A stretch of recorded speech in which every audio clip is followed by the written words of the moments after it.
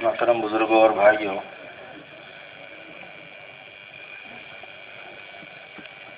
انسان کے کامیاب ہونے کے لیے دین ضروری ہے،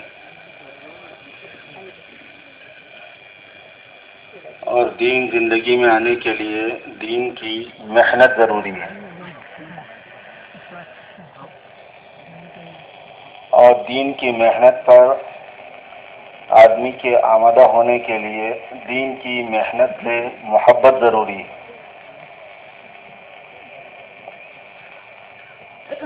اور دین کی محنت کی محبت دل میں آنے کے لیے دین کے جو واضح ہیں اللہ جل جلالہ وعم نوالہ اور ان کے حبیب سید الاولین والآخرین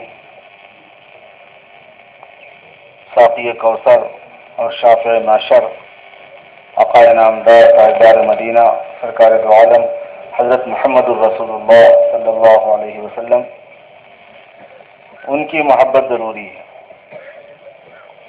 اور محبت دل میں آنے کے لیے ان کی عظمت دل میں آنا ضروری ہے، اور عظمت دل میں آنے کے لیے کمالات سے واقفیت ضروری ہوتی ہے۔ عظمت من حیث الکمال ہوتی ہے ہمیشہ۔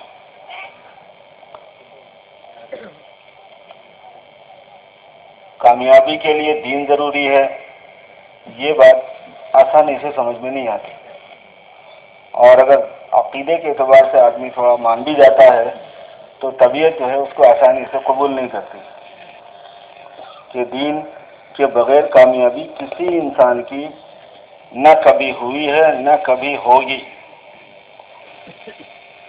ابتدائی آفرینش سے، جب سے آدم علیہ السلام کو اللہ پاک نے دنیا میں بھیجا، جب سے یہ قاعدہ ہے، اور ہر فرد بشر کے ساتھ یہ قاعدہ ہے، اور ہر فرد جن کے ساتھ یہ قاعدہ ہے،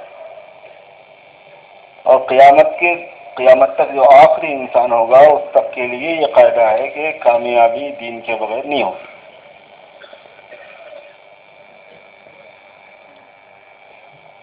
اس بات کو اچھی طرح قرآن پاک میں سمجھایا گیا ہے، بار بار سمجھایا گیا ہے، بتایا گیا ہے، تاکہ ہمارا یقین صحیح ہو جائے، علم صحیح ہو جائے، فہم آ جائے کہ ہاں یہ بات ہے کہ دین کے بغیر کامیابی نہیں۔ سب سے بڑی جو بھول ہوتی ہے، غلط فہمی ہوتی ہے، وہ یہ ہوتی ہے کہ ہم دین کے بغیر بھی لوگوں کو کامیاب دیکھ رہے ہیں۔ دین کے بغیر بھی لوگ کامیاب ہوتے ہیں، بہت لوگ بے دین ہیں کامیاب ہیں۔ تو وہاں یہ بات ہے میرے بھائیوں کہ وہ کامیاب ہے نہیں، کامیابی کا دھوکہ ہو گیا۔ دوسری بات یہ ہے کہ کامیابی کا مفہوم نہیں کھلا، کامیابی کا مطلب کیا ہوتا ہے یہ بات واضح نہیں ہے، اور دوسرے اس بات کے واضح نہیں ہونے کی وجہ سے یہ بات ہو گئی ہے کہ کامیابی کا دھوکہ ہو گیا ہے۔ دین کے بغیر تو کوئی کامیاب ہوا ہی نہیں، کبھی ہوگا بھی نہیں، کبھی میں اور آپ بھی نہیں ہو سکتے، ہمارے بیوی بچے بھی نہیں ہو سکتے، ہمارے آبا و اجداد بھی نہیں ہو سکتے، کوئی دین کے بغیر نہ کامیاب ہوا ہے نہ کامیاب ہوگا۔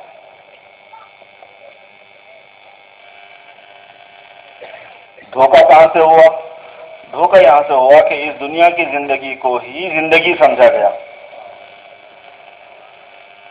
اور اس دنیا کی زندگی میں ضرورتوں کے آرام سے پورا ہو جانے کو کامیابی سمجھا گیا، اور یہ دونوں کے دونوں 100% غلط ہے، دونوں باتیں غلط ہیں۔ قرآن اور حدیث میں ہے یہ بات۔ یہ دنیا کی زندگی کسی بھی انسان کی پوری زندگی نہیں ہوتی، اس کی زندگی کا بہت ہی تھوڑا حصہ ہے۔ انسان کی جو زندگی ہے اس کا ایک حصہ، اس کا ایک پارٹ اس دنیا میں آدمی کو دیا جاتا ہے، اس میں گزارتا ہے وہ، جیسے ہماری زندگی کا ایک چھوٹا سا حصہ ماں کے پیٹ میں ہمارا گزرا ہے، تو وہ پوری زندگی تو نہیں تھی، زندگی کا ایک حصہ تھا۔ ایسے دنیا کے اندر جو وقت آدمی نکالتا ہے یہ انسان کی زندگی کا ایک چھوٹا سا حصہ ہے۔ اب اس کے بعد کا جو نظام ہے وہ چونکہ انسانوں کے احساس سے خارج ہے، ان کی شعور سے خارج ہے، عقل سے خارج ہے، ان کو پتہ نہیں ہے کہ بات کا کیا ہے، اس کی وجہ سے جس کے پاس آسمان کا علم نہیں ہوتا، وحی کا علم نہیں ہوتا، سرکار دو عالم صلی اللہ علیہ وسلم کی تعلیمات نہیں ہے، وہ سمجھتا ہے کہ بس زندگی کا اینڈ یہی ہے، زندگی یہیں پہ آ کے ختم ہے۔ مگر ہمارا تو ایمان ہے اللہ پر، اللہ کے رسول پر صلی اللہ علیہ وسلم، اللہ کی کتابوں پر، یوم آخرت پر، تقدیر پر، سب پر ہمارا ایمان ہے۔ اس میں یہ بات سمجھائی اور بتائی جاتی ہے کہ نہیں، زندگی کے بعد کے حصے جو ہیں وہ اس سے بڑے بڑے ہیں، اور جیسے ماں کے پیٹ کا جو ٹائم تھا اس سے یہ دنیا کا ٹائم ذرا زیادہ ہے۔ وہاں 9 مہینے تھے یا 90 سال ہوتے، وہاں مہینے، وہاں جتنے مہینے وہ اس سے 10 گنا زیادہ سال، کم زیادہ بھی ہوتے۔ ایسے اس کے بعد آدمی کو یہ برزخ کی ایک زندگی ہے، قبر کی زندگی جس کو کہتے ہیں عام عرف کے اعتبار سے، وہ بھی پوری زندگی نہیں ہوتی۔ پھر قبر سے لوگ اٹھیں گے، اٹھائے جائیں گے۔ افلا یعلم اذا بعثر ما فی القبور، جو کچھ قبر میں ہے اس کو اٹھایا جائے، نکالا جائے گا، سارے اٹھائے جائیں گے۔ تو پھر میدان حشر جو ہے وہاں لائے جائیں گے، وہ بھی پوری زندگی نہیں ہوتی، مگر وہ اس سے بھی بڑی ہے۔ پھر اس کے بعد انسانوں کی زندگی، ہر انسان کی زندگی کا فیصلہ ہوگا اما فی الجنہ و اما فی النار کا، یا جنت میں اس کو رکھا جائے گا یا جہنم میں رکھا جائے گا، اور کوئی تیسری جگہ نہیں ہے۔ ایک تیسری جگہ تھوڑے دن کے لیے آراف کے نام پہ ہے، مگر وہ مستقل نہیں ہے، وہ عارضی ٹیمپرری ہے۔ ونادى اصحاب الاعراف رجالا يعرفونهم بسيماهم لم يدخلوها وهم يطمعون، یہ آراف والے ابھی داخل نہیں ہوئے ہوں گے جنت میں، لیکن طمع کر رہے ہوں گے۔ ایک عارضی ٹیمپرری ٹائم آراف والوں کا، اس کے علاوہ 2 جگہوں کے علاوہ کوئی جگہ ہی نہیں ہے کسی انسان، یا جنت ہے یا جہنم ہے۔ اگر ہم یہ بولیں کہ بھائی جنت ہم سے کمائی نہیں جاتی، جہنم ہم سے برداشت نہیں ہوتی، نہ یہاں ہم رہیں گے نہ وہاں رہیں گے، بھائی ہم تو کسی تیسری جگہ چلے جائیں گے، یہ ہمارے بس میں نہیں ہے، یہ انسانوں کے اختیار میں نہیں ہے، یہ چیز کسی انسان کے یہ اختیار میں نہیں ہے۔ وہ کہے کہ صاحب جنت مجھ سے کمائی نہیں گئی، جہنم مجھ سے برداشت نہیں ہوگی، میں تو جا رہا ہوں خدا حافظ، وہاں خدا حافظ کا جگہ ہی نہیں ہوا، پکڑ لیا جائے گا آدمی، کوئی مخرج نہیں، کوئی راستہ راستہ نہیں ہے وہاں سے نکلنے کا، یا تو آدمی جنت میں جائے گا یا آدمی جہنم میں جائے گا، جانا ہی جانا ہے۔ اسی لیے اس دنیا میں آدمی کو بہت ہی سوجھ بوجھ کے ساتھ میں ایک چیز طے کرنا لازمی ہے کہ اس کو یا تو جنت میں جانے والا بننا ہے یا جہنم میں جانے والا بننا ہے۔ اس کے اندر جانے کے بعد میں پھر زندگی وہاں پہ بھی ختم نہیں ہے، پھر وہاں ہمیشہ کی زندگی ان لمیٹڈ، اس کی کوئی لمٹ نہیں ہے، اس کو کوئی گن نہیں سکتا۔ امام غزالی رحمۃ اللہ علیہ نے لکھا ہے کہ اگر پوری زمین کو رائی کے دانوں سے بھر دیا جائے، رائی کے دانے آپ اندازہ کرو، رائی کے دانوں سے پوری زمین کو بھر دیا جائے، اور 1000 سال میں ایک مرتبہ ایک پرندے کو ایک دانہ اٹھانے کے لیے مقرر کیا جائے، تب اندازہ لگائیے کہ کتنے خرب بلین آف بلین سال لگ جائیں گے۔ مگر ایک وقت آئے گا، چونکہ ایک محدود جگہ میں ہے، وہ ختم ہو جائیں گے کسی وقت۔ آخرت کی جو زندگی ہے وہ پھر بھی ختم ہونے والی نہیں ہے۔ جس کو جنت مل گئی جنت میں ہمیشہ کے لیے، جس کو جہنم میں ہمیشہ کے لیے طے کر دیا گیا، کیونکہ ایمان والا اگر نہیں ہوگا تو ہمیشہ کے لیے جہنم میں طے کر دیا جائے گا۔ اگر ایمان والا ہو کر اپنے گناہوں کی سزا میں بھیجا گیا ہے تو ایک ٹائم کے بعد میں، اس میں سے ایک وقت کے بعد میں سے وہاں سے نکال لیا جائے گا۔ تو دھوکہ یہاں سے ہوا کہ دنیا کی زندگی کو زندگی سمجھا گیا کہ یہی سب کچھ زندگی ہے۔ قرآن پاک میں جگہ جگہ جگہ جگہ ومل حیات الدنیا الا متاع الغرور، یہ تو دھوکے کا سامان ہے۔ ان الدار الآخرہ لہی الحیوان، آخرت کا جو گھر ہوگا وہ اصل زندگی ہے۔ قرآن پاک میں صاف لفظوں میں وَإِنَّ الدَّارَ الْآخِرَةَ لَهِيَ الْحَيَوَانُ لَوْ كَانُوا يَعْلَمُونَ، زندگی تو وہاں کی ہے جو اصل ہے۔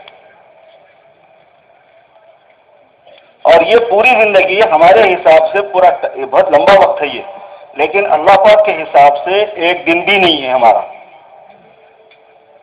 ہمارے لیے تو یہ ہے کہ صاحب اتنے بہت سے سال ہیں، اور اللہ پاک تو سب پورے راتوں کو بنانے والے، دن کو بنانے والے، رات اور دن کا نظام جس سے قائم ہے، سورج کی گردش سے سولار سسٹم جو ہے پورا شمسی نظام جس کو کہتے ہیں، سورج کا جو نظام ہے پورا، اس پورے کے ساتھ میں رات دن کا نظام قائم ہے۔ اللہ پاک کے لیے تو وہ چیز بالکل چھوٹی ہے ان کے سامنے، وہ تو اس سے بہت بڑے ہیں، تو وہاں پہ سسٹم ایسا نہیں ہے۔ تو ہمارے لیے تو یہ کہ 24 گھنٹے گزرتے ہیں، پھر ہفتہ گزرتا ہے، پھر مہینہ گزرتا ہے۔ اللہ رب العزت کے پاس میں یہ بات فرمائی گئی کہ وَإِنَّ يَوْمًا عِندَ رَبِّكَ كَأَلْفِ سَنَةٍ مِّمَّا تَعُدُّونَ،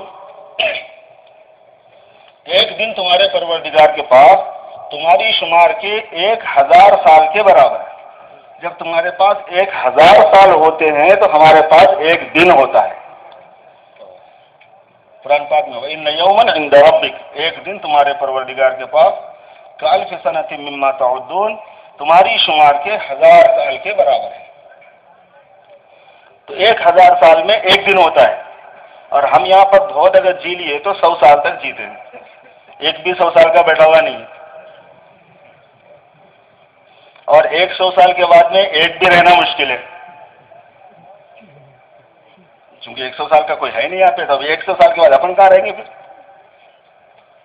ایک آدھ آدمی کراس کرتا ہے 100 کا، ورنہ کون سنچری کرتا ہے؟ کوئی بھی نہیں کرتا ہے۔ 100 سال، اب 1000 سال کے اعتبار سے 100 سال کیا ہے؟ 10واں حصہ ہے۔ 1000 کا 1/10 کیا ہے؟ 100 ہے، 1000 کا 10واں حصہ، تو 100 سال جو ہے وہ ایک دن کا 10واں حصہ ہے۔ اسی وجہ سے قرآن پاک میں جگہ جگہ یہ مضمون ہے کہ جب لوگ ہمارے پاس آئیں گے اور آپس میں مذاکرہ کریں گے کہ کتنے دن دنیا میں رہے، تو سب یہی کہیں گے کہ ہم ایک دن میں نہیں، پورا دن نہیں رہے، یا تو صبح کے وقت میں رہے یا شام کے وقت میں رہے، یومن او بعض یوم لم یلبثوا الا عشیۃ او ضحاہا، شام کا کچھ وقت گزرا غالباً وہاں پہ ہمارا، یا دوپہر کا کچھ وقت گزرا غالباً ہمارا، یہ وہاں کریں گے۔ اذ یقول امثلهم طریقۃ ان لبثتم الا یوما، سب سے زیادہ صاحب الرائے، سمجھ والا آدمی جس کو خوب اچھا پکا یاد ہے، وہ بولے گا کہ تم لوگ ایک دن رہے وہاں پر، اور ایک دن رہے وہ بولیں گا جو 1000 سال یہاں گزار کے گیا ہوں گا، چونکہ پچھلے سالوں میں پچھلی قومیں گزار کے گئی ہیں 1000 سال، ایک دن کا وقت رہا، تو 100 سال بھی اگر ہم رہے تو ایک دن کا 10واں حصہ جو، یہ تبلیغ والے اسی لیے بولتے ہیں کہ ایک دن کے 10ویں حصے میں دین کی محنت کی عادت ڈالو کم سے کم۔ 24 گھنٹے کا 10واں کیا ہے؟ 2.5 گھنٹے، وہ چکر ہے۔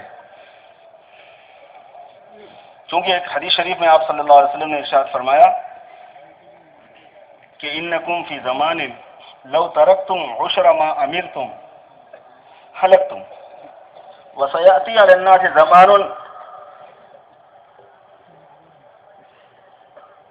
لو اخذوا عشر ما امروا نجوا، او کما قال علیہ الصلوۃ والسلام، الفاظ میں تھوڑا سا کچھ ہو گیا ہے۔ تم ایسے صحابہ کو خطاب کر کے فرمایا جناب رسول اللہ صلی اللہ علیہ وسلم نے کہ تم ایسے زمانے میں ہو، اے صحابہ تم ایسے وقت میں ہو کہ اگر تم جس کا تمہیں حکم دیا گیا ہے اس کا 10واں حصہ چھوڑو گے تو اللہ تمہیں نہیں چھوڑے گا، پکڑ لے گا۔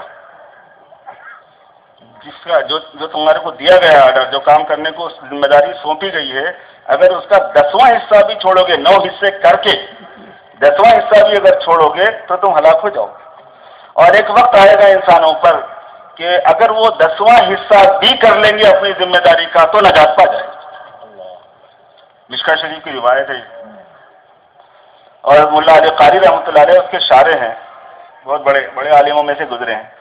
انہوں نے فرمایا کہ اس حدیث شریف کا مصداق صرف 2 چیزیں ہو سکتی ہیں، کوئی تیسری چیز نہیں بن سکتی۔ یہ مطلب نہیں بن سکتا کہ بھئی دن میں 5 نمازیں ہیں، 2 دن میں 10 نمازیں ہیں۔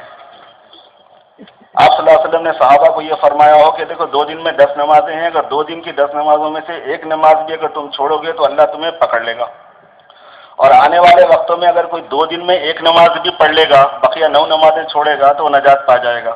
ایسا کوئی بھی مطلب نہیں ہے بولتے، کیونکہ کسی کے پاس بھی مقبول نہیں، کسی عالم کے پاس مقبول نہیں ہے یہ بات، حدیثوں میں نہیں ہے یہ بات، نہ قرآن پاک میں، روزوں پہ اپلائی نہیں ہوتی کہ بھئی 30 دن کے ہیں، اس کا 10واں حصہ 3 روزے ہیں۔ حضور صلی اللہ علیہ وسلم نے صحابہ سے یہ فرمایا ہو کہ اگر تم 3 روزے بھی چھوڑو گے مہینے بھر میں سے تو اللہ پاک تمہیں سزا دے گا، اور قیامت کے قریب جو لوگ آنے والے ہیں اگر وہ مہینے بھر کے روزوں میں 3 روزے بھی رکھ لیں گے، بقیہ 27 چھوڑ دیں گے تو بھی اللہ پاک ان کو معاف کر دیں گے. ایسا نہیں ہے. مطلب کوئی بھی اس کا مطلب نہیں لیتا، نہ کوئی محدث، نہ کوئی مفسر، نہ کوئی فقیہ، نہ کوئی مجتہد. زکوٰۃ میں 100 روپے واجب ہوئے تھے، 10 روپے دے دیے تو چھٹی ہو جانے والی ہے. نہیں، ویسا نہیں ہے. پورے 100 کے 100 دینا پڑے گا. بیت اللہ کو جا کے حج ہوتا، تھوڑی دور جا کے چکر مار لے کے آ گئے، بمبئی تک جا کے آ گئے، ایک 10ویں حصے کا جو بھی حصہ بنتا ہے تو کیا حج ذمہ داری ثابت ہو جاتی. کہیں پہ بھی اپلائی نہیں ہوتی یہ چیز. اور فرمایا کہ صرف 2 جگہوں پر ہی اپلائی ہوتی ہے حدیث صادق آتی ہے. ایک دین کی محنت کی ذمہ داری، اور اس کی ترجیح دی ہے انہوں نے امت مسلمہ پر، سرکار کی امت پر دین کی محنت کی جو ذمہ داری ہے. صحابہ سے یہ فرمایا گیا کہ چونکہ تم معیار ہو قیامت تک کے لیے، نمونہ ہو قیامت تک کے لیے، معمار اولین میں سے ہو، تمہارے سے تھوڑی بھی چوک برداشت نہیں کی جائے گی. لہذا آپ تم کو تو جس ذمہ داری کو تمہیں دیا گیا ہے اس کا 10واں حصہ بھی چھوڑو گے تو اللہ پاک تمہیں پکڑ لے، ہلاک ہو جاؤ. اور قیامت کے قریب جو لوگ آنے والے ہیں وہ ضعیف لوگ ہوں گے، حالات بھی ان کے ویسے نہیں ہوں گے. اگر وہ 10ویں حصے پر عمل کر لیں گے دین کی محنت کی جو ذمہ داری مسلمان پر آتی ہے اس کے اعتبار سے، اگر وہ 10ویں کو بھی پکڑ لیں گے تو وہ نجات پا جائیں گے. دین پر چلنا ان کے لیے آسان ہو جائے گا. دین کی محنت کی یہ مقدار ان کے لیے کافی ہو جائے گی، یہ مطلب. اور دوسرا فرمایا کہ دوسرا مطلب اس حدیث شریف کا یہ ہو سکتا ہے کہ اس سے مراد اخلاص ہو، کہ اخلاص کا جو لیول صحابہ سے مطلوب تھا اس کے 10ویں حصے کو بھی معاف نہیں کیا گیا ہے، اور آنے والوں کے لیے اخلاص کے 10ویں حصے والے لیول کو قبول کر لیا جائے. تو میرے دوستو، تھوڑا سا وقت ہے دنیا کی زندگی کا. یہی دھوکہ ہو گیا کہ زندگی دنیا کی سب کچھ ہے شاید. اب جب دنیا کی زندگی سب کچھ کسی کے ذہن میں آ گئی تو یہاں اگر کسی کو کھانا مل گیا، پہننے کو مل گیا، سواریاں مل گئیں، رہائش کے لیے مکان اچھا مل گیا، شادی اچھی جگہ ہو گئی، بچے بھی ہو گئے، بچے بھی بڑے ہو گئے، وہ بھی کام پہ لگ گئے، سکسیسفل لائف ہو گئی، کامیاب ہو گیا ایک آدمی. تو دین کے بغیر کامیابی ہے نہیں، آدمی کو دکھ رہی ہے خالی. چونکہ یہ زندگی ہی معتبر نہیں ہے، یہ تو عارضی زندگی ہے. اس کو تو آخرت کے لیے ذخیرہ بنانے کے لیے، ذریعہ بنانے کے لیے دیا گیا کہ یہاں محنت کرو. الدنیا مزرعۃ الآخرہ، دنیا آخرت کی کھیتی ہے. یہاں محنت کرو، آخرت بناؤ اپنی. ان جنہ قیعان، جنت کی زمین تو چٹیل میدان ہے. ایک حصہ بنا ہوا ہے، ایک حصہ ہمارے اعمال کے ساتھ جوڑا گیا ہے. حدیث معراج میں جو بات آئی ہے حضرت ابراہیم علیہ نبینا علیہ الصلوۃ والسلام کی طرف سے، اس میں یہ بات علماء نے فرمائی کہ ابراہیم علیہ السلام کا جو پیغام امت کو دیا گیا، فرمایا کہ میری امت کی طرف سے آپ اپنی امت پر میرا سلام سنائیے. علماء نے فرمایا کہ جب یہ حدیث سنائی جائے تو پھر ابراہیم علیہ السلام کے سلام کا جواب بھی دینا چاہیے. انہوں نے فرمایا یہ کہنا چاہیے کہ علی نبینا وعلیہ الصلوۃ والسلام. تو اپنی امت کو سلام سنائیے اور یہ بھی فرما دیجئے کہ جنت تو ایک چٹیل میدان ہے اور سبحان اللہ، الحمدللہ، لا الہ الا اللہ یہ اس کے درخت ہیں. اور جس کو جتنے بونا ہے وہ بولے، جس کو جتنے لگانے ہیں وہ لگانے. اور دیگر اعمال جیسے یہ ہے اور اعمال دوسرے بھی ہیں. کچھ حصہ پیڑ بنا ہوا ہے اور کچھ حصہ جو ہے بننا ہے، اور انسانوں کے اعمال پر اس کو رکھا گیا ہے. تو یہ تو آخرت کی بنانے کی جگہ ہے، نئے کی زندگی سب کچھ ہے یہ. لہذا جن لوگوں نے اس دنیا کی زندگی کو سب کچھ سمجھا اور پھر اس کے بعد اس دنیا میں کھانے پینے کی سہولت حاصل ہو جانے کو کامیابی سمجھا، قرآن پاک میں کہا گیا کہ ان کو کامیابی کا دھوکہ ہو گیا، کامیاب نہیں ہوئے لوگ. پھر اس کو سمجھانے کے لیے فرعون کی مثال دی گئی، قارون کی مثال دی گئی، قوم شعیب کی مثال دی گئی، قوم لوط کی مثال دی گئی، قوم عاد کی مثال دی گئی، قوم سمود کی مثال دی گئی، اصحاب ایکا کی مثال دی گئی، قوم نوح کی مثال دی گئی کہ دیکھو ان لوگوں کو یہی دھوکہ ہو گیا تھا. مجھے ہم کو دنیا کی زندگی نہیں ہے، الا حیاتنا الدنیا نموت ونحیا وما نحن بمبعوثین، بس دنیا کی زندگی سب کچھ ہے، اس کے بعد ہم اٹھائے جانے والے نہیں ہیں. اور پھر یہ کہ یہاں اگر آدمی آرام سے گزار لیتا ہے اپنا وقت وہ کامیابی ہے، اور اس کے علاوہ اور کیا کامیابی ہے. جب فرعون کے سامنے حضرت موسیٰ نبی علیہ الصلوۃ والسلام نے دعوت دی اور مختلف مراحل سے مختلف موقعوں پر بات سامنے آتی گئی، کئی مقابل مناظرے ہوئے، بحث مباحثے ہوئے، کئی مجلسیں منعقد ہوئیں، کئی مقابلے منعقد ہوئے. اس اثنا میں اس نے جو باتیں کہی، ایک مرتبہ اپنی کابینہ کو جمع کر کے اس نے ایک بات کہی اس نے کہا کہ بھائی یہ جو کہہ رہا ہے کہ اس کے ایمان کے دین کے بغیر کامیابی نہیں ہوگی، مجھے ایک بات بتاؤ تم لوگ۔ فرعون نے اپنے لوگوں سے کہا، قرآن پاک میں اس کو نقل کیا گیا ہے، اس نے کہا کہ الیس لی ملک مصر، کیا مصر کا میں بادشاہ نہیں ہوں؟ ملک مصر میرا نہیں ہوتا ہے۔ وہذہ الانہار تجری من تحتی، اور یہ مصر کے اندر جتنا ایگریکلچر ڈپارٹمنٹ ہے وہ زندہ رہنے کے لیے نہریں چاہیے، پانی کا نظام چاہیے تاکہ غلہ وغیرہ آسانی سے، پھل پھلواریاں آسانی سے، باغات آسانی سے آتے رہیں، زندگی کی ضرورتیں پوری ہوتے رہیں، کاشتکاری ہوتی رہے۔ تو یہ نہریں میرے محل کے نیچے سے نہیں بہہ رہی ہیں، نہروں کا سسٹم اتنا بہترین ہے، کناروں کا سسٹم اتنا بہترین ہے، اور جناب والا بادشاہ میں ہوں۔ جب بادشاہ میں ہوں تو اس کے خزانے میرے ہیں، فوج میری ہے، سامان میرا ہے، طاقت میری، قوت میری، دولت میری، حکومت میری۔ اس نے اپنے لوگوں سے کہا کہ الیس لی ملک مصر وہذہ الانہار تجری من تحتی، کیا میرے لیے مصر کی بادشاہت نہیں ہے اور یہ نہریں میرے نیچے سے نہیں بہتی ہیں؟ افلا تبصرون۔ پھر اس نے ایک بات یہ کہی کہ تم کو نظر نہیں آ رہا کیا؟ آدمی کو جب شیطان بہکا دیتا ہے تو وہ خود کو نظر نہیں آ رہا لیکن دوسروں سے پوچھتا ہے نظر نہیں آ رہا کیا تمہارا؟ افلا تبصرون، تم دیکھتے نہیں؟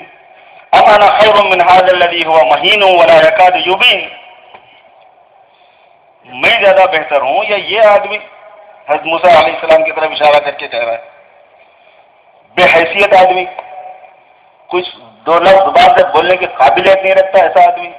مہین کہتے بے حیثیت کو، ولا یکاد یبین، بولنے کے قریب بھی نہیں ہے، کہ مطلب بالکل بول نہیں سکتا، کیونکہ موسیٰ علیہ السلام کی زبان میں لکنت تھی نا، تھوڑی لکنت آ گئی تھی۔ کوئی نبی عیب سے نہیں پیدا ہوتے، لیکن ایک عارض کی وجہ سے آ گیا تھا وہ مسئلہ۔ لولا القی علیہ اسورۃ من ذہب او جاء معه الملائکۃ مقترنین فاستخف قومه فاطاعوه انهم كانوا قوما فاسقين فلما اسفونا انتقمنا منهم فاغرقناهم اجمعين فجعلناهم سلفا ومثلا للآخر۔ جاؤ، اگر ایسے ہی آدمی باوزن ہے، بے حیثیت ہے موسیٰ علیہ السلام، تو کیوں ان کے پاس میں کنگن نہیں ہے سونے کے؟ لولا القی علیہ اسورۃ من ذہب، آدمی کے باحیثیت ہونے کے واسطے اس زمانے میں یہ تھا کہ کم از کم 1,00,000 کا جوڑا پہننا اور سونے کے کنگن ہاتھوں میں رہنا۔ اس زمانے میں مرد بھی پہنتے تھے، بادشاہ خاص طور پر پہنتے تھے۔ لولا القی علیہ اسورۃ من ذہب، سونے کے کنگن تک نہیں ہے اس آدمی کے پاس۔ اگر ایسی بات ہے تو پھر فرشتہ ساتھ ساتھ چلنا تھا، او جاء معه الملائکۃ مقترنین۔ لہذا اس کا مطلب یہ بنا کہ بے حیثیت آدمی ہے، اس کا مطلب یہ بنا کہ غلط آدمی ہے، میں جو دلیل دے رہا ہوں وہ صحیح ہے، کیونکہ دلیل ہمیشہ صحیح آدمی ہی پیش کرتا، ویسی بات نہیں ہے۔ غلط آدمی ابھی بہت دلیل دیتے، اسی میں تو اپن سب بیوقوف بنتے رہتے۔ دلیل سے کوئی آدمی خالی نہیں ہوتا، دلیل دیتا ہر کوئی آدمی، مگر وہ دلیل سمجھنا بھی ایک کام ہے، ایک آرٹ ہے، فن ہے وہ۔ ہر ایک کو تھوڑی آتا دلیل سمجھنا، دلیل ہے۔ لہذا نتیجہ یہ ہوا کہ فاستخف قومہ، اپنے قوم کے سامنے ہلکا کر دیا اس نے حضرت موسیٰ علیہ السلام کو اور ان کی بات کو، حضرت موسیٰ علیہ السلام کو اور ان کی بات کو کا استخفاف کیا، معمولی سمجھا دیا۔ جب معمولی سمجھا دیا تو وہ معمولی سمجھ گئے۔ بات مطلب کوئی بھی آدمی کوئی غلط فہمی کنفیوز کر دیتا ہے، کسی کو بھی کنفیوز کر دیتا ہے، ارے وہ لوگ غلط ہیں، ارے وہ لوگ ایسے ہیں، ارے وہ لوگ ایسے ہیں۔ سامنے والا بھولا بھالا آدمی انہیں بولتا ارے بھائی ہو ایسی چلو قصہ ختم ہو گیا۔ فاستخف قومہ فاطاعوہ، قوم کو اس نے خفیف کر دیا، ہلکا کر دیا قوم کے سامنے، قوم نے اس کی بات مان لی۔ بڑے فاسق لوگ تھے، اللہ پاک فرما رہے انہم کانوا قوما فاسقین۔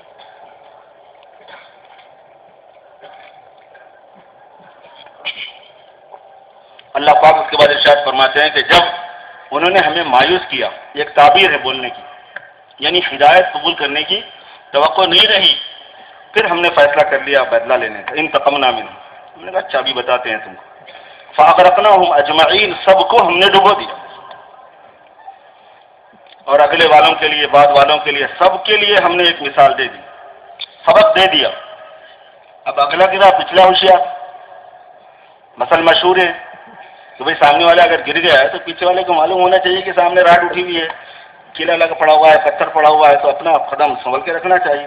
جب ان لوگوں نے نقصان اٹھا لیا تو بعد میں آنے والوں کا کیا کام ہے؟ اللہ پاک اس کو فرما رہے ہیں کہ پھر ہم نے اس کو سبق بنا دیا تاکہ لوگ سمجھ جائیں۔ تو میں یہ عرض کر رہا تھا میرے دوستوں، یہ اس لیے یہ کیوں بیان کیا گیا قصہ ہر پارے میں ہے، 20 مرتبہ جب 20 جگہوں پر قصہ قریب 20 اور اس سے زیادہ جگہوں پر فرعون کا قصہ اللہ پاک نے بیان کیا ہے، اور کس کے لیے؟ ایمان والوں کے لیے، مسلمانوں کے لیے۔ تو بیان کرنے سے کیا مقصود ہے؟ قصہ کوئی مقصود ہے یا کوئی سبق دینا مقصود ہے؟ اسے سبق دینا مقصود ہے۔ کیا سبق دیا گیا ہے؟ کہ دیکھو اس کو جو دھوکہ ہوا، کہیں اس دھوکے میں تم نہ آنا۔ اور دھوکہ اس کو کیا ہوا تھا کہ جب دولت آ گئی، جب حکومت آ گئی، جب محلات ہو گئے، جب پانی کا نظام صحیح ہے، کھانے پینے کی سہولتیں ہیں، تو پھر کامیابی اور کس کا نام ہے؟ وہ اپنے کو کامیاب سمجھ گیا، سمجھے دھوکہ ہو گیا۔ اس کے بعد کا پھر دوسری جگہ پر بیان کیا گیا کہ وہ دھوکے کا اللہ میاں کیسا اس کا نکالے، اس کا دھوکہ کیسا نکالا گیا، نکالا جا رہا ہے، اس کو بیان فرمایا گیا قرآن پاک میں۔ یہ بیان فرمایا گیا، اللہ پاک فرماتے ہیں کہ النار یعرضون علیہا غدوا وعشیا، آگ پیش کی جاتی ہے ان کے اوپر صبح اور شام۔ اور یہ برزخ کی بات ہے، یہ بعض لوگ برزخ کو نہیں مانتے نا، برزخ میں عذاب ثواب کچھ نہیں ہے، یہ آیت کلیئر ہے بالکل۔ کیوں؟ اس لیے کہ اس کے بعد کا جملہ ہے کہ وَيَوْمَ تَقُومُ السَّاعَةُ أَدْخِلُوا آلَ فِرْعَوْنَ أَشَدَّ الْعَذَابِ، جب قیامت قائم ہوگی تو اللہ پاک فرمائیں گے کہ یہ فرعونیوں کو اس سے زیادہ سخت عذاب میں دھکیل دو۔ ادخلوا آل فرعون اشد العذاب، داخل کر دو ان فرعونیوں کو اس سے زیادہ عذاب میں، جب اب تک قیامت سے پہلے تک جس عذاب میں یہ ہیں۔ النار یعرضون علیہا غدوا وعشیا، آگ پیش کی جاتی ہے ان کے اوپر صبح میں اور شام میں، روزانہ صبح اور شام 2 مرتبہ لنچ اور ڈنر جو ہے نا وہ آگ کا ان کو ہوتا ہے، جوتے پیٹ پر سزا دی جاتی ہے۔ اب روزانہ 2 مرتبہ بولے تو آپ کو پتہ ہی ہے کہ فرعون یہاں سے جا کے کتنا عرصہ ہوا، اس دنیا سے پانی میں ڈوب کے جو مرا اس کو کتنے سال ہو گئے سب کو پتہ ہے، 2500 سال ہو گئے ہیں، 2500 سال ہو گئے فرعون کو پانی میں ڈوب کے۔ اور قرآن پاک یہ کہہ رہا ہے کہ روزانہ صبح اور شام ان پر آگ پیش کی جاتی ہے۔ اب کتنی مرتبہ ہو گیا آپ اندازہ لگاؤ۔ ایک صاحب سے میں پوچھا ایسے بات کرتے کرتے تو سامنے والے صاحب بولے 5000 سال، کیونکہ 2 مرتبہ 2500 سال میں 2 مرتبہ ہو رہا تھا 5000 سال۔ میں بولا بھائی سال میں 2 وقت کی بات نہیں ہو رہی ہے، روزانہ 2 وقت کی بات ہو رہی ہے۔ ایک سال میں 360 دن ہے، ایک دن میں 2 ٹائم ہے، اب کرو حساب۔ بولا ارے ایسا ہو گیا۔ آج کل کے ہمارے کمپیوٹر جو آ گئے، کیلکولیٹر جو آ گیا، اس میں آ کے ذہن میں نہیں رہ رہا ہوں، جب تک مارے نہیں کٹ کٹ اس وقت تک رزلٹ آ رہا ہی نہیں سامنے۔ پہلے یہ کہ دماغ چلتا تھا، فٹافٹ آدمی بولتا تھا۔ 2500 سال سے روزانہ 2 مرتبہ سزا بھگت رہا ہے اور قیامت تک بھگتے گا، اور جب قیامت آئے گی تو اللہ کا اعلان یہ ہے کہ اس سے زیادہ سخت عذاب میں جائے گا۔ اب عذاب میں آگے ہی آگے جانا ہے، پیچھے نہیں ہے۔ کامیاب ہوا یا ناکام ہوا؟ ناکام ہوا۔ دین کے بغیر ناکامی ہے، یہ عقیدہ ہے، سمجھ جانے کی بات ہے۔ اللہ کرے کہ اللہ پاک مجھ پر بھی یہ بات کھول دے، آپ پر بھی کھول دے، اور سارے امت پر کھول دے، اور ساری انسانیت پر کھول دے۔ دین کے بغیر ناکامی ہے، کامیابی کے لیے دین لازم ہے۔ قارون کا قصہ اسی لیے سمجھایا گیا ہمیں بار بار، قرآن پاک میں تلاوت کیا جاتا ہے، پڑھا جاتا ہے۔ اتنی دولت کہ قرآن پاک میں اس کی دولت کی کثرت کو بیان کیا گیا ہے عجیب الفاظ میں۔ وَآتَيْنَاهُ مِنَ الْكُنُوزِ مَا إِنَّ مَفَاتِحَهُ لَتَنُوءُ بِالْعُصْبَةِ أُولِي الْقُوَّةِ۔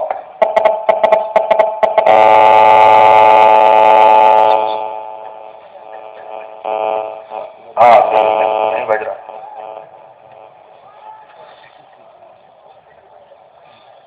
وَآتَيْنَاهُ مِنَ الْكُنُوزِ مَا إِنَّ مَفَاتِحَهُ لَتَنُوءُ بِالْعُصْبَةِ أُولِي الْقُوَّةِ، اتنے ہم نے اس کو خزانے دیے تھے۔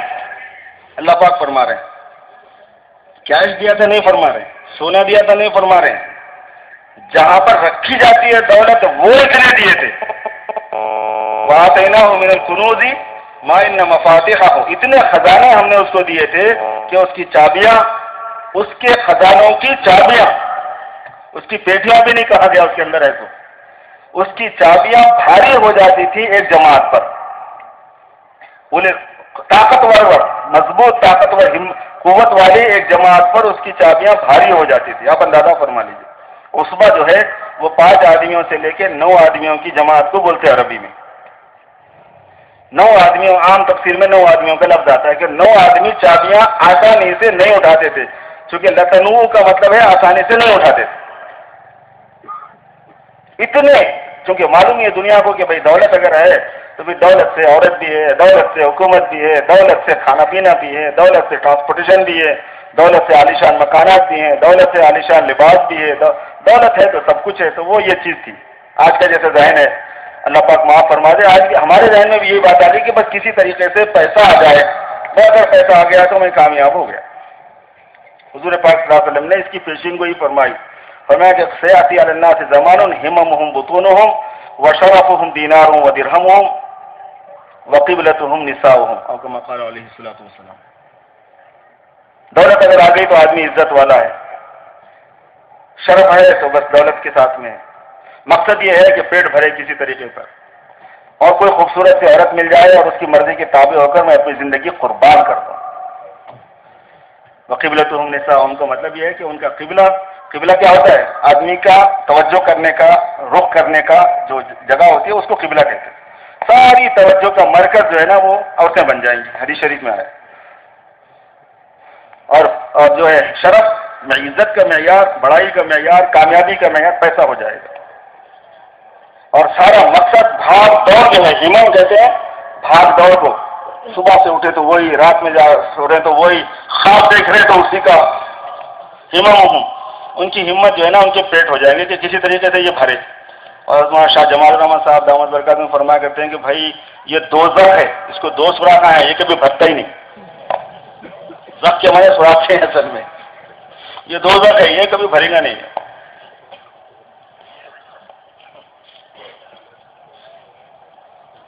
پیسہ آ جائے تو آدمی کامیاب ہو جائے گا۔ یہ تو بھائی پچھلے لوگوں کو، بے ایمانوں کو دھوکہ ہوا نہیں، ایماندار کو تو اس دھوکے میں نہیں آنا ہے، مجھے اور آپ کو اس دھوکے میں نہیں آنا ہے، اس سے نکلنا ہے کہ دولت اگر آ گئی تو کامیاب ہو جائے گا آدمی۔ اللہ پاک نے قارون کا قصہ بیان فرمایا کہ دیکھو دولت اس کے پاس تھی، اور اتنی دولت تھی کہ شاید ہی کسی کے پاس اتنی دولت ہو، مگر وہ ناکام ہو گیا آدمی۔ اذ قال له قومه لا تفرح ان اللہ لا يحب الفرحین، اکڑو مت، اکڑنے والوں کو دولت والے اکڑنے میں آ جاتے ہیں، اکڑو مت، اکڑنے والوں کو اللہ پسند نہیں فرماتے۔ وابتغ فیما آتاک اللہ الدار الآخرہ، جو کچھ اللہ نے تجھے دیا ہے اس سے آخرت کما لے۔ دولت لے کے نہیں جا سکتا، لپٹ کے نہیں مر سکتا، اس کو کپڑا لپٹیں جیسے دولت کو لپٹ کے نہیں بھیجتے۔ سکندر بھی جب مرا تھا تو اس نے کہا تھا کہ کفن سے میرے دونوں ہاتھ باہر نکال دینا، وصیت کی تھی۔ لوگوں نے کہا کہ کیوں؟ کہنے لگے لوگوں کو پتہ چل جائے کہ دارا ہو یا سکندر جب وہ جاتا ہے تو دونوں ہاتھ خالی ہو کر جاتا ہے، کوئی لے کے جانے والا نہیں۔ تو دولت کاہے کے لیے؟ دین کی محنت کے لیے، دین کے کاموں کے لیے، ذخیرہ آخرت کرنے کے لیے، ثواب کمانے کے لیے۔ آدمی کے لیے دولت وہی ہے جو اس نے کھا لیا، جو اس نے پہن لیا، اور جو آخرت میں ذخیرہ کر لیا اللہ کے پاس بھیج کے، بقیہ تو سب اس کا نہیں ہے، دوسروں کا ہے جس کی وہ نگرانی کر رہا ہے، واچ مین ہے۔ دولت مند عام طور پر کیا کرتا ہے؟ دوسروں کے مال کی واچ مینی کرتے کرتے مر جاتا ہے۔ جیسے یہ مرتا ہے وہ لوگ بانٹ لے، جس کی نگرانی کر رہا تھا وہ لوگ بانٹ لیتے اس کو۔ اور اس سے تو بہتر زیادہ عقل مند کیا شر ہے، وہ بیچارہ صبح سے شام تک پیسے گنتا ہے، مگر اس کو معلوم ہے کہ یہ میرے نہیں ہے، دوسروں کے، میرے کو تو مہینے کے ختم پہ ملنے والے ہیں، اس کو پھر بھی احساس ہے۔ ایک صاحب کو ان کی اماں دعا دے دیے تھے، کہتے کہ تیرے ہاتھ میں ہمیشہ پیسہ کھیلتے رہو، اور جیسا بولنا تھا ویسا نہیں بولے، بس ایسی زبان سے نکل گئی دعا تو لگ گئی۔ اب ہوا کیا؟ بولے تو انہیں کیا شر بن گیا، صبح سے شام تک پیسے گن رہا ہے، تیرا کیا ہے؟ تو میرے کو تو مہینے کے ختم پہ ملنے کا ہے۔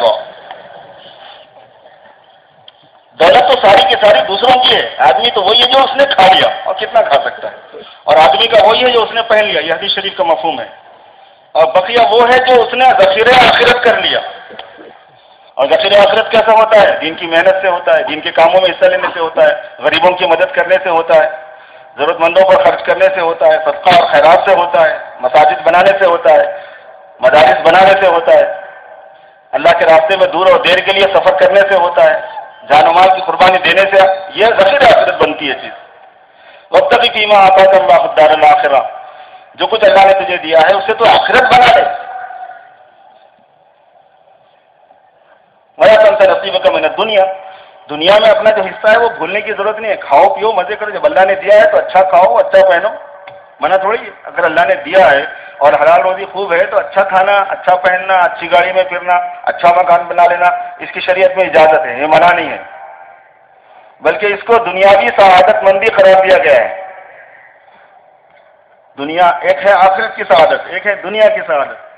دنیا کی سعادت میں سے حضور پاک صلی اللہ علیہ وسلم نے یہ فرمایا کہ جس آدمی کو اللہ تبارک و تعالیٰ کشادہ مکان عطا فرما دے, راحت والی سواری نصیب فرما دے,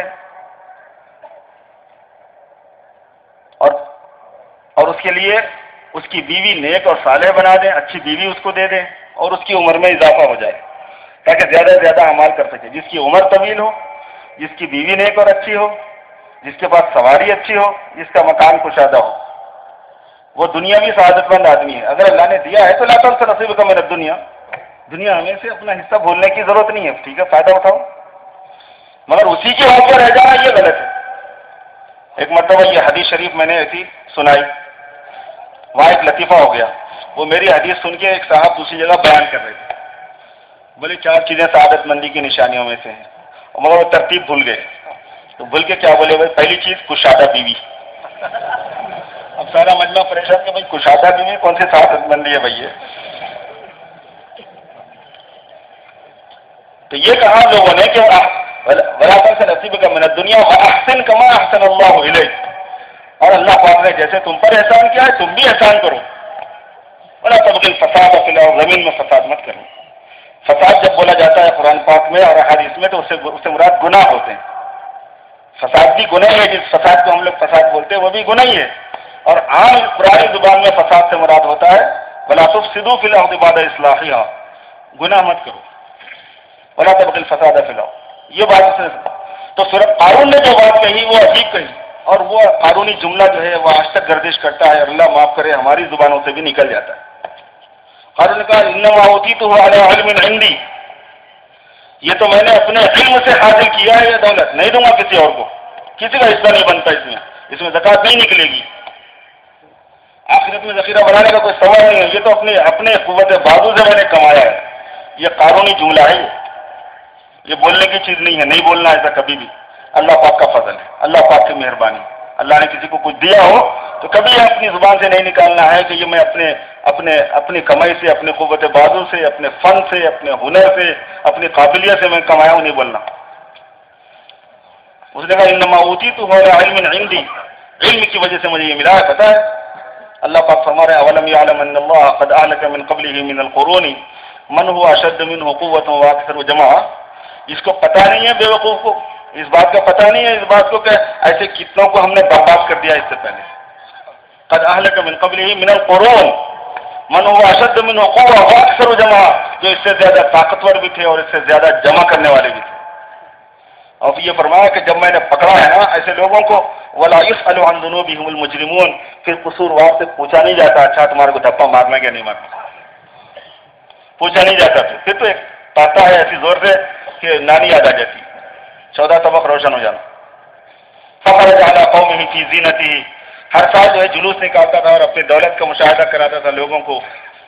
قال الذين يريدون الحیات الدنیا, جن لوگوں کو صرف دنیاوی زندگی مطلوب تھی, دنیا کی زندگی کو سب کچھ سمجھتے تھے, اس کی دولت کو اور اس کے جلوس کو اور اس کے شاہانہ ٹھاٹ باٹ کو اور اس کے لشکر کو اور اس کے خزانوں کو جو ہاتھیوں پر اونٹوں پر لادا کرتا تھا اپنے پیچھے, اس کو دیکھ کے انہوں نے کہا یا لیتنا مثل ما اوتی قارون, کاش ہمیں بھی ویسی چیز مل جائے جیسے قارون کو ملی, کاش ہمیں بھی ایسی دولت ملتی جیسے قارون کو ملی. انہ لذو حظ عظیم, یہ بڑا خوش نصیب انسان ہے, بڑا خوش نصیب آدمی. معاف کرنا مجھے ہماری زبان سے نکلتا کہ نہیں نکلتا جب کسی دولت مند کو ہم دیکھتے ہیں, جب کسی پیسے والے کو, خوب دولت مند کو, اس کی دولت مندی کو, اس کی زبردست ٹھاٹ باٹ کی شادی کو, اس کی تقریب کو دیکھتے ہیں تو غریبوں کے منہ سے یہی نکل جاتا ہے کہ یا لیتنا مثل ما اوتی قارون, جیسے اس قارون کو ملا کاش ہمیں بھی مل جاتا. اور یہ بھی صحیح نہیں نکلتا خالی انہ لذو حظ عظیم, کیا خوش نصیب آدمی ہے بھائی. کاروبار ہیں اس کے, فیکٹریاں ہیں اس کی, ادھر پیسہ لگا ہوا ہے ادھر پیسہ لگا ہوا ہے, اس کے بچے بھی ہیں, اس کے 4-6 بچے ہیں, 2 بچے اندر ہیں 2 بچے باہر ہیں. انہ لذو حظ عظیم, یہ بڑا خوش نصیب انسان ہے.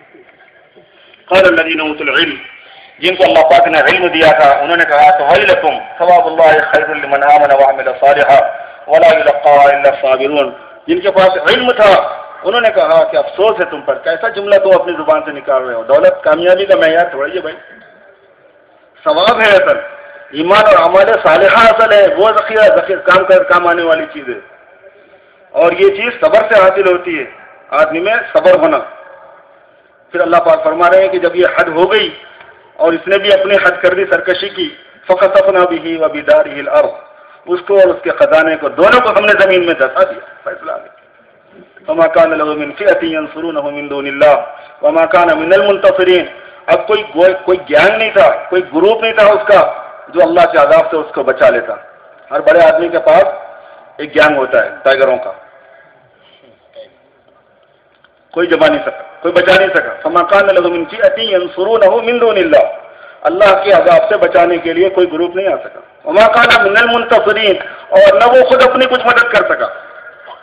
وَأَصْبَحَ الَّذِينَ تَمَنَّوْا مَكَانَهُ بِالْأَمْسِ يَقُولُونَ وَيْكَ أَنَّ اللَّهَ يَبْسُطُ الرِّزْقَ لِمَن يَشَاءُ وَيَقْدِرُ لَوْلَا أَمَّنَّ اللَّهُ عَلَيْنَا لَخَسَفَ بِنَا وَيْكَ أَنَّهُ لَا يُفْلِحُ الْكَافِرُونَ۔ اب اللہ پاک فرما رہے ہیں کہ جو لوگ کل یہ کہہ رہے تھے کہ کاش ہمیں بھی قارون کی طرح ملے اور وہ بڑا خوش نصیب ہے، آج یہ کہنے لگے اس انجام کو دیکھ کے، قارون کے اس انجام کو دیکھ کے یہ کہنے لگے اللہ پاک کا اگر ہم پہ فضل نہیں ہوتا تو ہم بھی دھس جاتے۔ اصبح الذین تمنوا مکانہ بالامس یقولون، جو کل اس کی جگہ پر تمنا کر رہے تھے وہ کہنے لگے وَإِكَأَنَّ اللَّهَ يَبْسُطُ الرِّزْقَ لِمَن يَشَاءُ وَيَقْدِرُ، رزق کی وسعت اور تنگی یہ تو اللہ پاک اپنی مصلحت سے جس کو چاہتا ہے دیتا ہے، جس کو چاہتا ہے نہیں دیتا ہے۔ لولا أَمَّنَّ اللَّهُ عَلَيْنَا، اگر اللہ پاک کا ہم پر احسان نہ ہوتا لَخَسَفَ بِنَا، ہم بھی ڈر چکے ہوتے۔ وَإِكَأَنَّهُ لَا يُفْلِحُ الْكَافِرُونَ، بے ایمانی یہ کبھی بھی کامیاب نہیں کرتی۔ تِلْكَ الدَّارُ الْآخِرَةُ نَجْعَلُهَا للذین لا یریدون علوا فی الارض ولا فسادا والعاقبۃ للمتقین، دار آخرت جو ہے وہ تو ایمان والوں کے لیے ہے۔ تو میرے بھائیوں، سب سے پہلی جو بات ہے جو عام طور پر آپ سنے ہوں گے کہ بھائی ہم سب کی کامیابی دین پر چلنے میں ہے، بہت مسجدوں میں اعلان ہوتا ہے، جب بھی جماعت اعلان کرتی ہے تو وہ اس طرح کرتی ہے، یہ ایک ایسی بات ہے جو میرے اور آپ کے دل میں بیٹھ جانے کی ہے، کیونکہ آگے کی باتیں اسی پر کھلنے والی ہیں، آگے کی چیز اسی کے بارے میں آدمی سوچ سکتا ہے اسی پر کہ یہ ہو جائے کہ یہ جو دنیا اس وقت فساد سے بھر گئی ہے اور دنیا بےایمانی سے بھر گئی ہے، ساتھ ہی ساتھ دنیا دولت سے بھی بھر گئی ہے، سامان سے بھی بھر گئی ہے، وسائل عیش سے بھی بھر چکی ہے، ترقیات سے مالا مال ہو چکی ہے، دنیا نے اپنے ذخائر اور اپنے جگر گوشوں کو باہر پھینکنا شروع کر دیا ہے، اس کا سینہ چیر چیر کے اس کے اندر کے ذخیروں کو، معدنیات کو نکال لیا جا رہا ہے۔ آج پوری دنیا، جیسے حضور پاک صلی اللہ علیہ وسلم نے ارشاد فرمایا تھا کہ یہ سارے اپنے ذخیروں کو اور اپنے معادن کو اپنے اندر سے اگلنے والی ہے، کیونکہ اس کی چابی مجھے دے دی گئی ہے، اب میں آ چکا ہوں، اب تمہیں یہ ملنے والا ہے۔ یہ حضور پاک صلی اللہ علیہ وسلم نے فرمایا۔ آج دنیا میں جتنی ترقی ہے اور جتنا زیادہ دولت کا اظہار ظہور ہے، خزائن کا ظہور ہے، جتنی ترقیات مادی، وہ سب سرکار دو عالم صلی اللہ علیہ وسلم کا فیض ہے، آپ ہی کا فیض ہے۔ وہ بھی ہماری سمجھ میں نہیں آ رہی وہ بات، وہ بھی اسی، لیکن یہ ہے کہ وہ اصل کامیابی نہیں ہوتی۔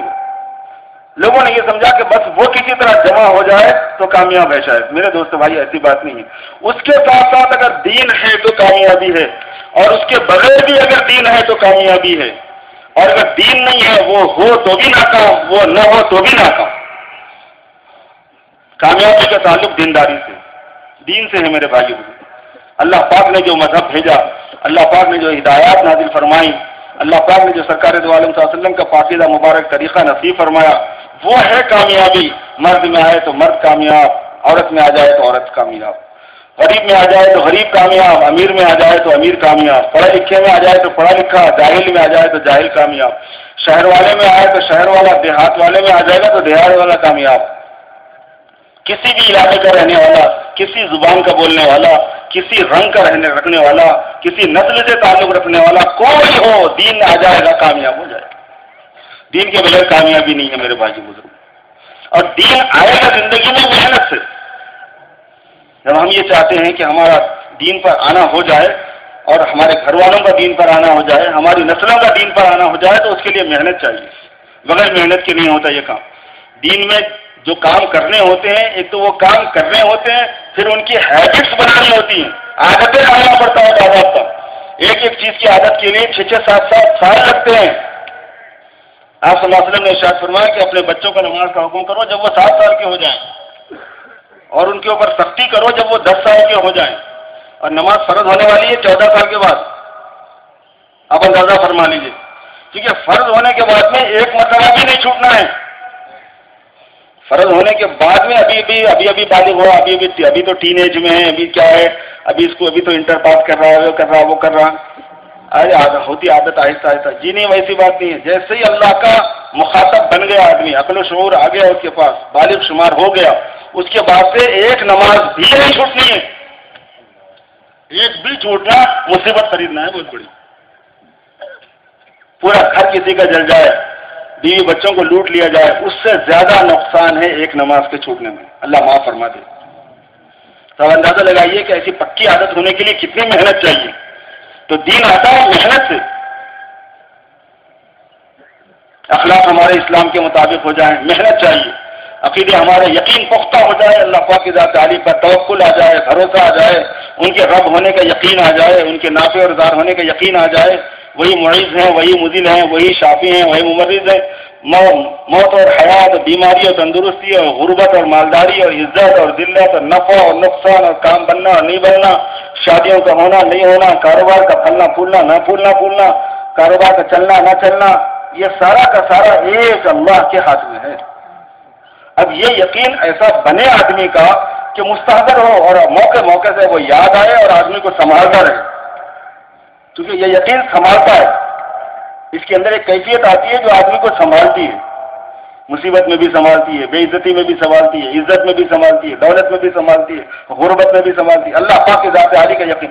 دین آنے کے لیے محنت چاہیے، نمازوں کے اوپر محنت ہو، کلمے کے اوپر محنت ہو، معاملات کے اوپر محنت ہو، معاشرت کے اوپر محنت ہو، اخلاق کے اوپر محنت ہو، اپنے اندر محنت ہو، دوسروں کے اندر محنت ہو، پوری دنیا کے اندر محنت ہو۔ چونکہ آدمی دین پر چلے گا جب ماحول بنے گا۔ ایک آدمی اگر سیکھ بھی لیا تو اس کے قابو میں آنا مشکل ہے۔ 25 آدمی بے نمازی بیٹھے ہوئے، ایک آدمی پھنس گیا اس میں نمازی، ایک وقت ہمت کرتا، 2 وقت کرتا، 3 وقت کرتا، 4 وقت کرتا، 5 وقت، 10 وقت کرتا، اس کے بعد میں ہلو جماعت چھوٹ جاتی۔ ہاں پڑھ لیتا ہوں نا، پھر بعد میں پڑھ لیتا ہوں، سب کے بیچ میں سے کہاں اٹھ کے جاؤں گا۔ یا کوئی جماعت چھوٹ گئی، پھر اس کے بعد دوسرے تھوڑے دنوں کے بعد میں ایک وقت ایسا آتا کہ وقت بھی نکل جاتا، اب جا کے گھر کو جا کے پڑھ لیتا ہوں، قضا ہو جائیں گے، چلو قضا بھی ہو گئی۔ جب وہ قضا ہونے کی عادت پڑ جاتی ہے پھر کبھی چھوٹ گئی۔ اگر ایک ہے پابند اور 25 اس کے اطراف میں پابند نہیں ہے تو وہ اس کی پابندی خطرے میں آ جاتی نہیں آ جاتی؟ خطرے میں آ جاتی۔ ماحول بننا ضروری ہوتا ہے، ماحول سے آسان ہوتا ہے، اور اللہ تبارک و تعالیٰ کی طرف سے ماحول کا نہ ملنا، حالات کا موافق نہیں ہونا دین پر چلنے کے لیے، یہ اللہ کے عذاب میں سے ایک عذاب ہے۔ دین پر چلنے کے لیے مشکلات ہونا، دین پر نہ چل سکنا، اللہ پاک کے عذاب میں سے ایک عذاب ہے، اور یہ قرآن پاک میں ہے۔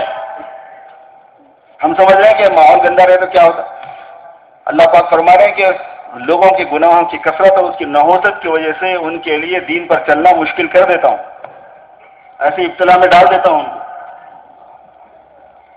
اس کے لیے اللہ پاک سے توبہ کر کے ماحول بنانا، اپنے گھر میں ماحول ہو، نماز روزے کا، ذکر و تلاوت کا، استغفار کا، درود شریف کی کثرت کا، ذکر کا، اور جناب دین کی محنت کا، تعلیم کے حلقوں کا، سنتوں پر عمل کرنے کا ایک ماحول گھر میں ضروری ہے، ورنہ ایک آدمی سنت پر عمل کرتے رہا تو دن دھیرے دھیرے رخصت ہو جاتی ساری چیز۔ ایک واقعہ بیان فرمایا گیا قرآن پاک میں ہمارے سبق کے لیے، اس میں اللہ پاک نے یہ فرمایا کہ ایک بستی تھی جو سمندر کے کنارے رہتی تھی، ان لوگوں کو یہ حکم تھا کہ تم لوگ ہفتے کے دن کاروبار نہیں کرنا، عبادت کرنا۔ جیسے ہمیں یہ حکم ہے نا کہ جمعہ کے دن عبادت خاص کرنا ہے، اسی وجہ سے جمعہ کا بڑا اہتمام ہے، اس زمانے میں ان کے لیے یہ حکم تھا کہ تم ہفتے کے دن خاص عبادت کرنا۔ ہمارے ان کے حکم میں ایک فرق یہ بھی ہے، ایک تو دن کا فرق ہے، ایک دوسرا فرق یہ بھی ہے کہ ہم کو خالی جمعہ کے ٹائم پہ پابندی ہے کہ وقت شروع اذان ہونے کے بعد سے لے کے نماز ختم ہونے تک کاروبار نہیں کرنا، اسپیشل عبادت کا وقت ہے، خاص عبادت کا وقت۔ ان کے لیے پورا دن تھا، صبح سے لے کے شام تک نہیں کرنا، اور عبادت ہی کرو، ہفتے کا دن عبادت کا تھا۔ اب وہ لوگ تھے مچھلیوں کا کاروبار کرنے والے، کیونکہ سمندر کے کنارے رہتے تھے تو سارے مچھلی تھے، مچھلیوں کا کاروبار تھا ان کا، بزنس ان کا مچھلی تھی۔ اب اللہ پاک فرما رہے کہ میں نے ہفتے کے دن ان کو کاروبار کرنے سے منع کیا، عبادت پہ لگایا، لیکن ہماری طرف سے ایک چیز ہوئی ان کے ساتھ، وہ یہ کہ استعتیہم شیطانہم یوم سبتہم شرعا ویوم لا یثبتون لا تأتیہم، ان کی مچھلیاں ہفتے کے دن اوپر آتی تھی پانی کے اوپر. جب ہفتے کا دن ہوتا ساری مچھلیاں اندر سے اوپر آ کے تیر رہی. اب مچھلیوں کے کاروباری کو مچھلی دکھیں گی کیا حال ہوگا، کیسا منہ میں سے پانی ٹپکیں گا. استعتیہم شیطانہم یوم سبتہم شرعا، جو ہفتے کا دن ہوتا تھا اس میں اوپر آ جاتی تھی مچھلی. ویوم لا یثبتون لا تأتیہم، جب ہفتے کا دن نہیں ہوتا تھا تو نہیں آتی تھی. چلو بھائی ہفتے کو بھی آ رہی، اتوار کو بھی آ رہی، بولے تو آج بھی آ رہی، کل بھی آ رہی نا، کل اپنا دن ہے جب پکڑ لیں گے. ایسا نہیں تھا، اتوار کے دن اندر، ہفتے کے دن اوپر. اللہ پاک اس کے بعد یہ ارشاد فرمایا کذالک نبلوہم بما کانوا یفسقون، ان کے فسق و فجور کی وجہ سے ہم نے ان کو ایک آزمائش میں ڈالا تھا. کرو بیٹا، حکم بھی ہے کہ عبادت کرنا ہے، کاروبار نہیں کرنا، اور کاروبار کا چانس پورا ہفتے کے دن کا رکھ دیا تھا. دکان پہ بیٹھے ہیں، فیکٹری میں بیٹھے ہیں، کمپنی میں بیٹھے ہیں، نماز کے بعد ادھر منادی نے اذان دی، حی علی الفلاح حی علی الفلاح، ادھر کسٹمر آ کے کھڑا ہو گیا. اب مسجد کو جاتے ہیں تو دھندا خراب ہوتا ہے، دھندا کرتے ہیں تو مسجد جاتی. ایمان کا امتحان ہو جاتا ہے، آزمائش آ گئی. اگر ماحول رہا، اس نے بھی کٹ کٹ کٹ کٹ کٹ کٹ اپنا شٹر گرا دیا اور نماز پہ چلے گئے. ماحول رہا تو ماحول میں گرما گرمی میں سب جاتے ہیں. نہیں تو اس کی بھی دکان کھلی ہے، اس کی بھی کھلی ہے، اس کی بھی کھلی ہے، میں اکیلا بند کر کے گیا تو میرا گراہک ادھر جاتا، بلکہ اس کا ایمان بھی کمزور ہو جاتا. یہ مسئلہ ہے.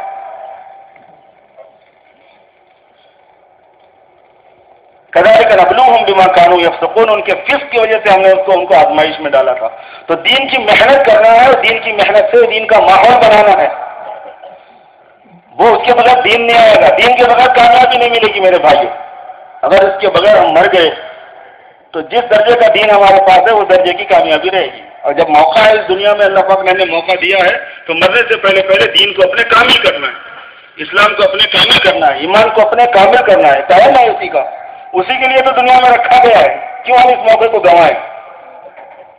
اس کے لیے ہمیں دنیا کا ٹائم دیا گیا ہے. ہم یہ اب جماعت والے کہتے ہیں، تشکیل ہوتی ہے کہ بھائی بتاؤ اللہ کے راستے میں جانے کے لیے کون تیار ہے، کون وقت لگائے گا، کون دین کی محنت کرے گا. ہر کوئی آدمی اپنے کی زبان میں یہی سوچتا رہتا ہے یار میرے پاس ٹائم نہیں ہے، میرے پاس فرصت نہیں. بھائی یہی کام کے لیے فرصت دے کے تو بھیجا گیا تھا. ہم نے اپنی سمجھداری استعمال کر کے، اللہ رسول کی دی ہوئی سمجھ کو استعمال نہیں کر کے، اپنی ذاتی اور بے ایمانوں کی سمجھ کو استعمال کر کے اپنے آپ کو بزی کر لیا. ہم نے اپنا وقت پورا لگا دیا دوسری جگہ. اب اصل کام کے لیے وقت لگانے کا مسئلہ ہے تو ہے نہیں پاس. تو اپنے کو ہم کو اپنا نظام بدلنا پڑے گا میرے دوست، سوچنا پڑے گا، کرنا پڑے گا کچھ نہ کچھ کہ بھئی خدا نہ خواستہ کہ میں مر گیا، اللہ کے پاس ایسے بغیر تیاری کے چلا جاؤں گا تو کیا ہوگا میرے مستقبل، میرے کل کا کیا ہوگا، میرے فیوچر کا کیا ہوگا. اصل فیوچر کب شروع ہوتا ہے؟ ایک اصل فیوچر، ایک دنیا والوں کا فیوچر ہے، وہ بڑھاپے کو بولتے ہیں. ارے بھائی فیوچر کے واسطے کیا کریں انتظام، بچے بڑے ہو رہے ہیں ان کے واسطے کیا کرے، وظیفہ ہونے والا ہے، ریٹائرمنٹ ہونے والا ہے، اس کے واسطے کیا کرے. اور قرآن میں فیوچر کا لفظ جو ہے مرنے کے بعد کے لیے بولا گیا ہے. یا ایھا الذین آمنوا اتقوا اللہ ولتنظر نفس ما قدمت لغد. اے ایمان والو اللہ سے ڈرو، اور ہر آدمی کو یہ دیکھنا چاہیے کہ اس نے کل کے لیے کیا کیا ہے. تو کل جانے سے پہلے پورا ٹائم یہاں آج ہی آ دے، کیونکہ ہمارے کو ایک دن کا کچھ حصہ تو دیا گیا ہے، تبھی کل آئے گا کہاں سے اس میں. جب مرنے کے بعد کا جو وقت شروع ہوتا ہے وہ فیوچر ہے. بچوں کا بھی فیوچر وہی ہے، اپنا بھی فیوچر وہی ہے، اپنے گھر والوں کا فیوچر بھی وہی ہے کہ جیسے آنکھ بند ہوتی ہے اور آدمی کو قبر میں رکھا جاتا ہے فیوچر شروع ہو گیا. جو لوگ سمجھدار ہیں اپنے اولاد کے بارے میں سوچے کہ انہوں نے اپنے اولاد کے فیوچر کے بارے میں کیا سوچا ہے. اللہ رب العزت نے قرآن پاک میں ارشاد فرمایا کہ قل ان الخاسرین الذین خسروا انفسهم واہلیہم یوم القیامہ.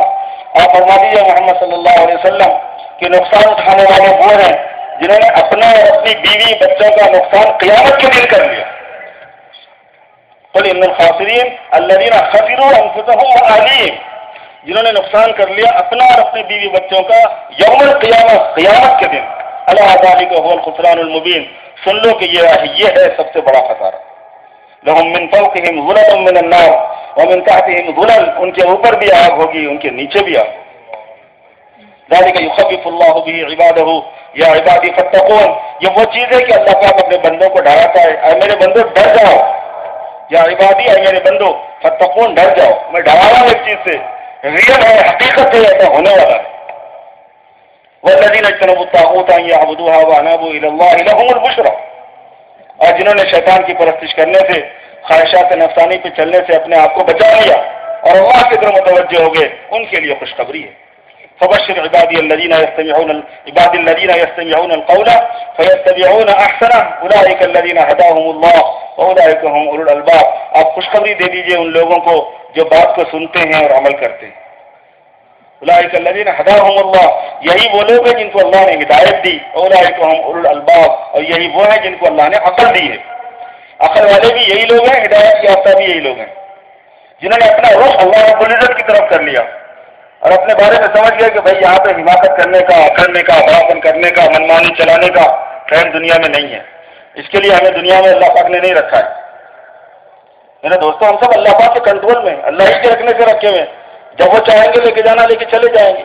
زندگی اپنے قبضے میں ہے نا، موت اپنے قبضے میں، صحت اپنے قبضے میں ہے نا، بیماری اپنے قبضے میں، جوانی اپنے قبضے میں ہے نا، بڑھاپا اپنے قبضے میں، اللہ ہی کا حکم چلتا ہے، وہی ہمارے خالق ہے، وہی ہمارے مالک ہے، وہی ہمارے رب ہے، وہی ہمارے حاکم ہے، انہی کا تصرف چلتا ہے، وہی مدبر کائنات ہے، یدبر الامر یفصل الآیات، وہی تدبیر فرمانے والے ہیں، سب چیزیں اللہ رب العزت کے ہاتھ میں، تو ہم بڑاپن کیسے کریں گے؟ ہمیں بڑاپن کرنے کا جواز کہاں سے مل گیا؟ نہیں ہے۔ سمجھداری کا تقاضا یہ ہے کہ سرنڈر ہو جانا، یا اللہ میں آپ کے سامنے بڑائی نہیں کروں گا، بس ٹھیک ہے آپ جیسا فرما رہے ہو ویسا میں کروں گا، اور آپ کے حبیب کے مقابلے میں کھڑا نہیں رہوں گا، جیسے آپ کے حبیب کی غلامی کا تقاضا ہے اس کے مطابق میں اپنے آپ کو سرنڈر کر دوں گا۔ یہ جذبہ بنانا ہے، یہ ایک محنت چاہتا ہے میرے بھائیو، یہ ایک محنت چاہیے، ایک کوشش چاہیے، ایک جدوجہد ہے، ایک محنت ہے، اور اس محنت کی محبت دل میں ہوں گی تو آدمی کرتا ہے۔ جب دین کی محنت کی، دین کی محبت ہو، دین کی محنت کی محبت ہو، اور اللہ رسول کی محبت ہو، جو اولیاء اللہ اور بزرگان دین کو آپ دیکھیں گے کہ وہ اللہ رسول کی محبت پر سب سے زیادہ توجہ کیوں دیتے؟ ان کو پتا ہے کہ اگر محبت آ گئی دل میں تو دین کے ساری چیزوں پر عمل کرنا آسان ہو جائے، کیونکہ محبت ایسی چیز ہے کہ حب کا شیء یوم و یوسم، کسی شے کی محبت آدمی کو سب چیزوں سے اندھا بہرا بنا دیتی ہے، اسی کا کر دیتی ہے، جس سے محبت ہے آدمی کا اس کا ہو جاتا ہے۔ مال سے محبت ہو گئی، کاروبار سے محبت ہو گئی، کاروں سے محبت ہو گئی، کھانے پینے سے محبت ہو گئی، دولت سے محبت ہو گئی، عورت سے محبت ہو گئی، آج کل تو محبت غرض سے ہے، غرض پوری ہونا چاہیے، ورنہ کہیں کی محبت رہی۔ ایک صاحب اپنے بیوی سے کہنے لگے کہ بیوی مجھے تجھ سے بڑی محبت ہے، اور اتنی محبت ہے بیگم کہ اگر تم مر گئی تو میں پاگل ہو جاؤں گا۔ تو انہیں بولی جاؤ جی جاؤ، اگر میں مر گئی تو تم شادی کر لیں گے دوسری۔ تو انہوں نے بولا بیگم اب پاگل ہونے کے بعد تو کچھ بھی ہو سکتا ہے، پاگل آدمی تو کچھ بھی کر سکتا ہے۔ باطل کی محبت کا نقشہ یہ رہتا ہے، باطل کی محبت غرض سے وابستہ ہے۔ اب یہ باطل میں اللہ کا جو غیر ہے، ما سوی اللہ کا جو غیر ہے، وہ سب باطل ہے۔ اللہ کل شیء ما خلا اللہ باطل، خیر کلمۃ لبید، حضور پاک صلی اللہ علیہ وسلم ارشاد فرمایا کہ لبید کا یہ کلمہ کتنا پیارا کلمہ ہے، اللہ کل شیء ما خلا اللہ باطل، سن لو کہ ہر چیز اللہ کے علاوہ جو ہے وہ باطل ہے۔ اللہ اور اللہ سے ریلیٹڈ، اللہ سے متعلق، اللہ کے رسول، اللہ کی کتاب، اللہ کا گھر، اللہ کا کام، جو اللہ سے ریلیٹڈ ہے وہ اللہ ہی کا شمار ہوتا ہے، اس کے علاوہ جو کچھ ہے وہ باطل ہے۔ اسی وجہ سے کیا ہے میرے بزرگوں بھائیوں کہ دین کی بھی محبت ہو، اللہ رسول کی بھی محبت ہو، اور دین کی محنت کی محبت ہو،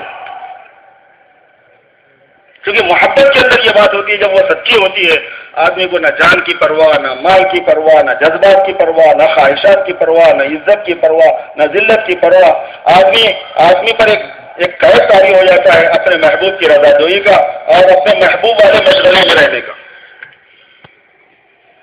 حضرت صحابہ رضی اللہ عنہم اجمعین کے اندر یہی بات تھی، اولیاء اللہ کے اندر یہی بات تھی، بزرگان دین کے اندر یہی بات تھی، علماء ربانی کے اندر یہی بات تھی۔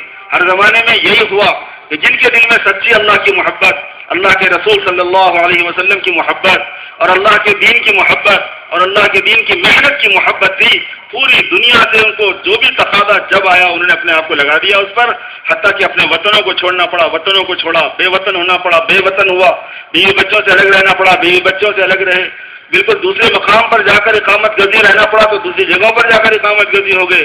آج دیکھ لو ہندوستان کے اندر کسی شہر میں شاید آپ کوئی ایسی جگہ نہیں پائیں گے کہ کسی نہ کسی ہر بڑے شہر میں آپ کو ایسے ایسے اولیاء اللہ کے مزارات ملیں گے، روزے ملیں گے کہ وہ کسی